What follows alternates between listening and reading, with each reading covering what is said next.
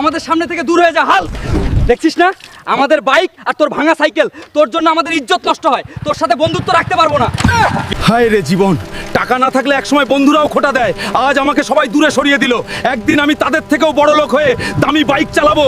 Sir এই বাইকটার দাম কত? আমার এমন বাইক কেনার অনেক শখ। বানরের দেখছি চাঁদে যাওয়ার শখ হয়েছে। এই বাইকের দাম 25 লাখ টাকা। মুরদ না থাকলে এখান থেকে ভাগ। আজকে সবাই আমাকে অপমান করছে, কারণ আমার কাছে টাকা নাই, বাইক নাই, কিন্তু আমি শপথ নিলাম আমি ওদের থেকেও ধনী হব, সবাইরে দেখায় দিব হাল্ককে। স্যার আমিও রেসলিং করতে চাই, প্লিজ আমাকে নেক্সট ফাইটের জন্য একটা সুযোগ করে দিন। ঠিক আছে হাল্ক, কিন্তু মনে রেখো থেনোস একজন ভয়ঙ্কর ফাইটার। হাল্ক, তুই তো একদম কাঁচা খেলোয়াড়। নে, এখন আমার মায়ের হজম কর। থেনোস আমার পকেট খালি হতে পারে, কিন্তু আমার গায়ে জোরের অভাব নেই। আজ তোকে হারিয়ে আমি WWE চ্যাম্পিয়ন হয়ে বড় লোক হয়ে যাব। এই ম্যানেজার, এই পুরো শোরুমটা আমি কিনে ফেলেছি আর তোকে চাকরি থেকে বের করে দিলাম, এখন তুই ভাগ। আমাকে মাফ করে দেন হাল্ক স্যার, আমার পেটে লাথি মারবেন না। আরে এটা হাল্ক না?